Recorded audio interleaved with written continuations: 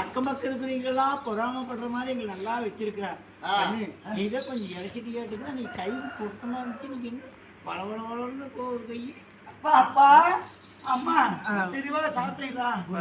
எங்க அப்பாங்கிற வார்த்தை தவறதே இல்லை. எங்க அம்மாங்கிற வார்த்தை தவறதே இல்லை. உதவி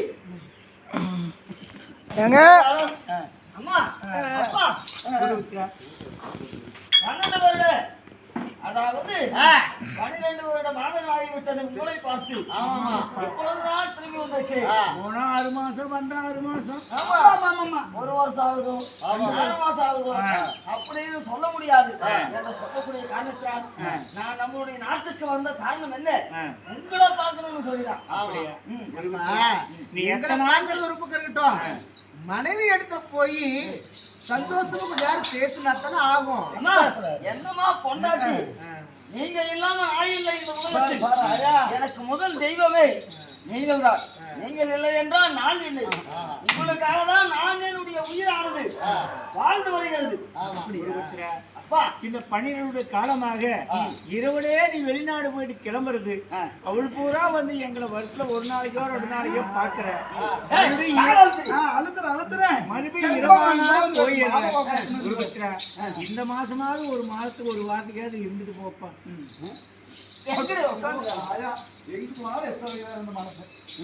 அதனால இப்போது 1 வாரத்துக்காவது எங்களோட கூட இருந்து ஒரு கோயிலோ ஒரு குளமோ ஒரு கொண்டாட்டி கூட்டிட்டு சந்தோஷம் ஒரு கடையா போயிட்டு வைப்பா. அப்படி சொல்லுவோம் அம்மா. அப்பா உங்களை விட சந்தோஷம் எனக்கு எதிரும் கிடையாது. பிள்ளை என்ற பிறப்பதை எதற்காக? கட்ட முடியாத கடனை கட்டுவதற்கு பிள்ளை, தூக்க முடியாத சுமையை தூக்கிவிட பிள்ளை, திங்க முடியாத சாதனை திங்க வைக்க பிள்ளை மகனாக நான் இருக்கேன். ஏனப்பா நீங்கள் இப்படியாப்பட்ட ஒரு சந்தோஷத்தை நான் தான் அனுபவிக்க வேண்டும் என்று நினைக்க வேண்டாம். உங்களுடைய சந்தோஷமே என்னுடைய சந்தோஷம். நீங்க நல்லா இருந்தா நான் நல்லா இருந்த மாதிரிதான். மீண்டும் என்னுடைய கடமை காத்துக் கொண்டிருக்கிறது. வியாபாரத்துக்கு புறப்பட்டு விட்டேன். நான் புறப்பட்டு வருகிறேன். என்னங்க வியாபாரத்துக்கு போறீங்களா? ஆமா. இங்க வாங்க, நான் ஒண்ணு சொல்றேன். என்ன வியாபாரத்துக்கு போறீங்களா? வியாபாரத்துக்கு போறது பெருசு இல்ல. சரி, நீங்க வியாபாரத்துக்கு போய் லாபமா இருந்தா நாடு திரும்புங்க. எப்படி லாபத்தோடு வந்தா நாடு திரும்புங்க. நஷ்டமா இருந்தா இன்னும் 12 மாசம் இல்ல, இன்னும் 12 மாசம் கழிச்சு வருவாங்க. லாபத்தோட நாடு வந்தா சரி. அப்ப லாபம் இல்லைன்னா நாளைக்கு வந்தாலும் நீங்க பாத்துக்க. காசு போட்டீங்கன்னா அப்படியே வயரமா கழிச்சுட்டு பயன்படுத்தி கூட பார்ப்போம்.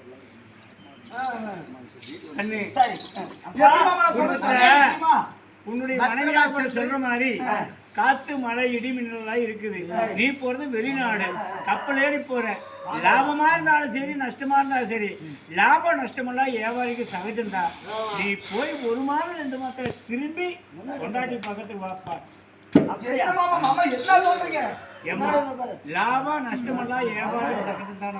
லாபம் நஷ்டமா இருந்தாலும் நாடு திரும்பி வருவா.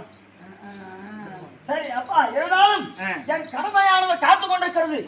இப்பொழுது புறப்பட்டு வியாபாரங்களுக்கு சென்று வியாபாரங்களுக்கு மீண்டும் உங்களை நான் பார்க்கிறேன். கண்மணியா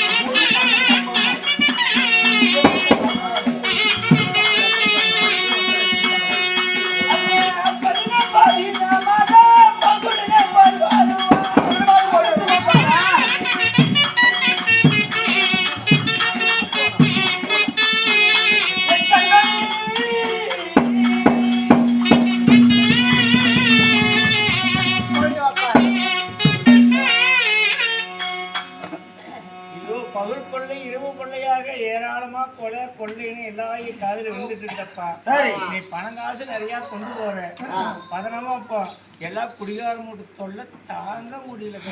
சரி. அதனால நீ போற வழியில போறத குடிச்சிட்டு எல்லாம் காசு கீசு குடிங்கிட்டேன்னு வச்சுக்க. பாவம் நீ பச்சை தண்ணி கூட பல்லு. ஆமா ஆமா, எந்த ஒரு பழக்கம் இல்லை, பழக்கமே கிடையாது. அதனால பத்திரமா சென்று சீக்கிரமா வெற்றி பெற்று அதிகமா வப்பா. அரண்மனையில பத்திரமாக ஒருபோதும் கவலைப்பட வேண்டாம். சரி. அதாவது உங்க அம்மா கவலைப்படுற, எங்களையே நடிச்சுக்கிட்டு நீயே கவலைப்படுற. என் மகன் இருக்கிறா, மகனுக்கு மருமனுக்கு மகனுக்கு மகன். அப்படி இருக்கும் போது நீ எங்களை பத்தி நினைக்கவே வேண்டாம். நீ வியாபாரத்தை முடிச்சுட்டு சீக்கிரமா வந்தா அதுவே எங்களுக்கு போதும். ஆனிம்பாடியில நானாமட்டத்தையே வயல் நிறைய விற்குது. சரி, ஒரு நேரமா வாங்கி கொண்டு சாமி. அப்பா அப்பா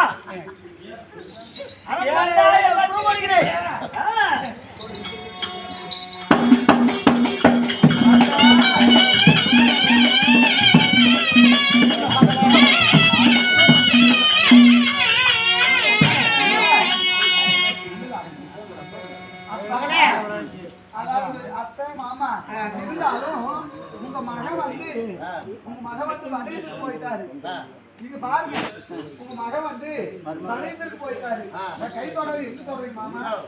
அதனால உங்க மகன் வந்து கடல் கடந்து வணிகம் செய்ய அவர் வியாபாரத்துக்கு போயிட்டாரு. அதனால எனக்கு சத்தியும் அந்த பக்கத்துல வேலை இருக்குது. நீங்க 2 பேரும் பேசிட்டு இருங்க, நான் உள்ள போய் உங்களுக்கு வேணும்னால சாப்பாடு சொல்லிட்டு வரேன். போயிட்டு வரட்டுமா? ஆமா, சாப்பாடு வேணும் இல்ல, உங்களுக்கு என்ன வேணும்? ஆமா, எங்க அத்தை மாமா தான் கம்மியா தான் சாப்பிடுவாங்க. மாமா கேட்கலாம், ஏன்னா உங்களுக்கு என்ன சாப்பாடு வேணும்? எனக்கு காலையில இட்லி எத்தனை இட்லி வேணும்? எனக்கு ஒரு 40 கொண்டு, உங்க மாமியாருக்கு ஒரு 60 கொண்டு. மனசை எப்ப நீங்க ஒரு எத்தனை இட்லி திம்ப? ஒரு 4 இட்லி திம்பீங்க. எத்தனை இட்லி வேணுமாமா? 40. உங்களுக்கு ஒரு 100 இட்லி கம்மியா தான். அச்சோ அச்சோ அச்சோ, 100 இட்லி. ஆமா அண்ணா, அண்ணா செய்கார நாடு காடாவுமா அண்ணா, ஏதுங்க பாருங்க 100 இட்லி கிளம்பிட்டாரு.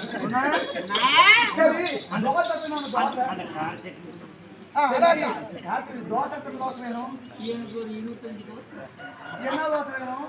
அந்த நெய் தோசை, நெய் ஊற்றி மாட்டு நெய் வாசம் வருது. அந்த டில்லியை உங்களுக்கு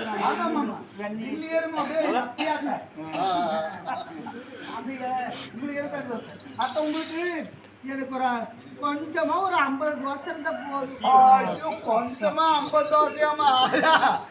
கொஞ்சமா ஒரு தோசை 2 தோசைன்னா கூட பரவாயில்ல. கொஞ்சம் சரி, இருந்தாலும் நம்ம போய் இவங்க நம்மளுக்கு முன்னாடி என்ன பேசுறாங்க பின்னாடி என்ன பேசுறாங்க நம்ம கண்டுபிடிக்கணும். அதனால இவங்க இங்கே உட்காரு, நான் உள்ள போறேன்னு சொல்லிட்டு இவங்களுக்கு பின்னாடி என்ன நம்ம நல்லதா பேசுறாங்களா இல்ல நம்ம பத்தி கெட்டதா பேசுறாங்களான்னு சொல்லி இவங்களுக்கு கண்டுபிடிக்கணும். அதனால இவங்களுக்கு முன்னாடி சமையல் போயிட்டு 2 பேர் விட்டு போற என்ன பேசுறாங்கன்னு பார்க்கலாம். இங்க கொஞ்சம் பேசிடுங்க, உங்களுக்கு தேவையான சாப்பாடெல்லாம் பண்ணிட்டு இருக்கிறேன். நல்லா சரி மாமா, நான் செய்யறேன். இங்க உட்காந்துருக்கு சரிங்களா? சரி மாமா. கோபாலு